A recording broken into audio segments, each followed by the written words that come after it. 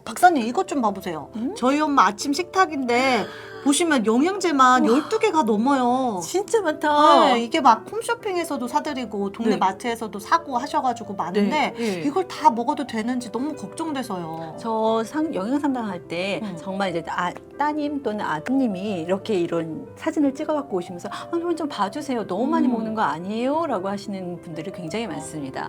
그래서 여러 가지를 열심히 챙기는 것도 좋지만 이게 오히려 독이 될 수도 있어요. 독이요? 네. 이게 좋으라고 사드린 건데 그러면 영양제를 어떻게 먹어야 되는지 어떻게 알아요?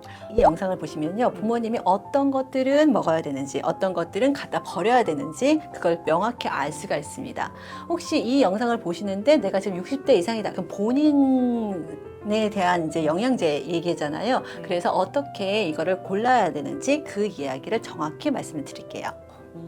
60대가 되면 어떻게 몸이 바뀌는데 왜 그때 이렇게 영양제를 다르게 먹어야 되는 거예요? 제가 세 가지 핵심만 정리해 드릴게요. 첫 번째는요, 위산이 떨어집니다. 그래서 나이가 들면서 위 점막이 위축되면서 위축성 위염도 증가하고요, 위산 자체가 줄어듭니다. 위산이 줄어들면 특히 비타민 B12, 철분, 칼슘처럼 위산에 의존하는 영양소 섭취가 굉장히 많이 떨어져요. 그래서 위산이 없으면 아무리 좋은 영양제를 많이 들어도 흡수가 제대로 안 됩니다. 특히 비타민 B12. 비타민 B12는 위산과 펩신이 있어야지 음식 속에 있는 단백질을 분리해서 위산이 적으면 그거를 이제 우리가 쓸 수가 있는 건데 위산이 부족하게 되면 이걸 흡수하지 못하는 상황이 되는 거죠.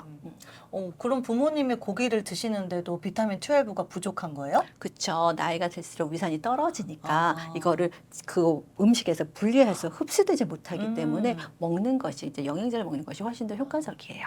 두 번째는 우리가 신장 기능이 떨어지는데요. 40대 이후는 우리가 신장 혈장 흐름이 10년마다 10%씩 떨어져요. 그리고 특히 이제 수용성이라고 해서 또 많이 먹으면 특히 비타민 C를 많이 먹었을 때는 신장 결석도 많이 생길 수가 있습니다. 그리고 비타민 B6가 고용량으로 먹었을 때는요, 우리가 신경 손상까지도 일어날 수가 있어요. 그럼 지용성 비타민은 괜찮은 거예요? 아니죠. 수용성보다 지용성은 더 심해요. 왜냐하면 수용성은 이제 소변으로 나가기라도 하는데 지용성 비타민 같이 A, D, E, K는요, 우리가 간이나 체지방에 이제 앉아 있는 거죠. 그래서 잘 안 나가요. 특히 비타민 A 같은 지용성 비타민을 과도하게 먹으면요, 우리가 두통이나 구역질뿐만 아니라 탈모도 생길 수 있고요, 간 손상도 생길 수가 있습니다. 너무 무섭다. 네, 조심하셔야 돼요. 네, 그럼 세 번째는요? 세 번째는요, 우리가 근육과 뼈가 빠르게 빠져나가요. 특히 이제 60대부터 근감소증이 본격적으로 시작됩니다. 그래서 골 밀도도 급격하게 떨어지기 때문에 이걸 채워주는 영양제를 먹는 것이 중요하죠. 그럼 부모님께 진짜 필요한 영양제만 딱 골라주세요. 이게 뭐 어떻게 골라드려야 되는 거예요? 60대 이상이라면 네 가지가 공통적으로 부족합니다. 그래서 그걸 말씀을 드릴게요. 첫 번째는 비타민 D3인데요. 실내에 계신 분들은 거의 대부분 이게 부족하세요. 그래서 뼈나 면역이나 근육 같은 것들과 연관되는 거기 때문에 꼭 이것을 보충하시는 게 좋습니다. 두 번째는 마그네슘과 칼슘인데요. 마그네슘 없이 칼슘만 먹으면 석회화 위험이 훨씬 더 생길 수가 있습니다. 마그네슘이 혈관 평활근 세포의 석회화를 억제하기 때문에 그런데요. 이 두 가지를 함께 같이 드시는 게 좋으세요. 그다음 비타민 B12 같은 경우는 신경이나 혈액, 뇌 기능에 도움을 줄 수 있습니다. 특히 60대 이상이라면 음식보다는 비타민 B12 영양제로 드시는 것이 훨씬 더 좋습니다. 그리고 네 번째는 오메가3인데요. 이게 심혈관과 관절 염증을 줄이는데도 도움이 될 수 있습니다. 특히 와파리라든가 이제 항응고제랑 같이 먹으면 이게 너무 혈액이 묽어지기 때문에 그런 것들은 좀 조심하시는 게 좋습니다. 그럼 딱 네 가지군요. 네. 그러면은 이걸 언제 먹어야 돼요? 저희 엄마는 아침에 그냥 한꺼번에 다 드시거든요. 그게 편해서 많이들 그러시는데요. 이게 먹는 순서도 있습니다.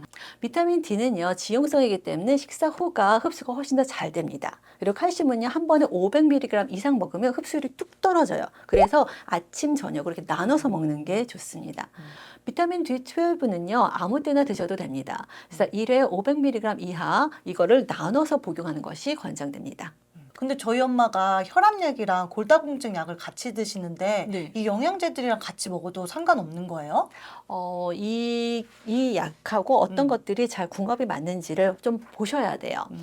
첫 번째는 혈압약하고 칼슘을 같이 먹는 건데 혈압약 중에서 칼슘 채널 차단제가 있습니다. 이것하고 칼슘을 같이 먹으면요, 이게 칼슘 흡수가 잘 되지가 않습니다. 두 번째는 혈액색제와 비타민 E, K, 그 다음에 오메가3를 같이 먹는 겁니다. 이렇게 되면 너무 혈액이 묽어져서 이제 출혈의 위험이 있을 수가 있어요. 그리고 세 번째는 골다공증 약인 비스포스포네이트하고 이제 칼슘과 마그네슘 이런 것들을 같이 먹는 건데요. 이렇게 같이 먹었을 때는 칼슘과 마그네슘이 킬레이트 작용을 해서 이게 흡수를 줄일 수 있습니다. 그래서 이 시간을 보통 2시간에서 4시간 정도 간격을 두시고 드시는 것이 좋습니다. 갑상선약하고도 철분과 칼슘을 같이 먹으면 안 됩니다. 갑상선약은 단독으로 먹으셔야 되고요. 복용 후 보통 4시간 정도 시간을 두고 나머지 영양제들을 드시는 것이 좋습니다. 저희 엄마가 골다공증 약이랑 칼슘을 같이 주셨는데 그래서 효과가 없었나 봐요. 맞아요. 그래서 지금 알았으니까 다행이죠. 예, 그래서 골다공증 약은요, 아침 공복에 물하고만 드시면 되고요. 그다음에 칼슘은 점심 후에 식후에 드시는 게 좋습니다. 그리고 보통 이제 어떤 영양제를 드시는지 아까 보여주신 것처럼 사진을 딱 찍어가지고 내가 약사님이나 또는 의사 선생님한테 갈 때는 꼭 보여주고 나 지금 이거 먹는데 내가 먹는 약하고 이게 어떻게 상충되는지 좀 알려주세요라고 말씀을 하시는 게 좋습니다. 아까 사진 보여드렸지만 그 사진에서 보면 저희 엄마가 루테인, 비타민, 종합 비타민, 프로바이오틱스 막 너무너무 많이 네. 먹잖아요. 배부르시겠어요? 네. 근데 그거를 계속해서 그렇게 먹어도 괜찮은 거예요? 예, 제가 하나하나 좀 짚어볼게요. 루테인 같은 경우는 황반변성 예방과 진행 억제에 근거가 있어요. 그래서 황반변성이 있는 가족력이 있거나 또는 중간 단계의 황반변성이 있으면 권장을 하는 것이 좋습니다. 콜라겐 같은 경우는 일반 고분자 콜라겐은 소화 과정에서 다 아미노산으로 분해가 돼서요. 이게 피부까지 가지 않아요. 그래서 정말 피부를 이제 원한다면요. 이제 식약처에서 인증한 저분자 콜라겐 펩타이드 이런 것들로 드시는 것이 더 좋습니다. 아니면 그냥 양질의 단백질을 먹는 게 훨씬 더 나으세요. 고기요? 네. 그리고 세 번째는요, 프로바이오틱스인데요. 장 건강에 도움이 됐죠. 그래서 항생제를 드실 때는 보통 2시간 간격을 꼭 지키시면서 드시는 것이 좋습니다. 그리고 비타민 C는요, 수용성이라서 과잉 섭취해도 소변으로 나오죠. 그래서 고용량은 신장결석의 위험이 있기 때문에 신장 기능이 약하신 분들은 우리 하루에 500mg 이하로 드시는 것이 좋습니다. 그리고 종합 비타민은요, 지용성 성분이 포함되어 있기 때문에 내가 이미 비타민 A나 D를 먹고 있다. 그럼 중복되지 않게 주의하시면 좋겠습니다. 콜라겐이 피부에 직접 안 간다는 거 엄마한테 말씀드려야 될 것 같아요. 엄마가 속상해하실 것 같아요. 비싸게 샀거든요. 아니 그래도 이렇게 그냥 콜라겐을 먹으면 어차피 아미노산이 많이 공급되잖아요. 네. 그것도 피부 재생에 도움이 되는데 이게 정말 피부로 갑니다. 이거는 아니라는 뜻이죠. 그렇죠. 예.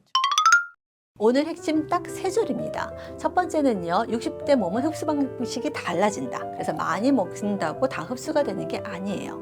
둘째는 진짜 필요한 비타민 D3, 칼슘, 마그네슘, 비타민 B12, 오메가3 같은 것을 드시고요. 그리고 세 번째는요, 영양제를 드신다면 내가 먹는 영양제와 약을 드시는 간격과 시간을 잘 조절하셔야 됩니다. 오늘 진짜 많이 배웠어요. 집에 가서 엄마 영양제 정리를 싹 해드려야 될 것 같아요.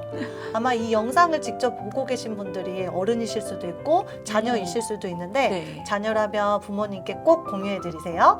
네, 오늘 영상이 도움이 되셨으면 좋아요와 구독을 눌러주세요.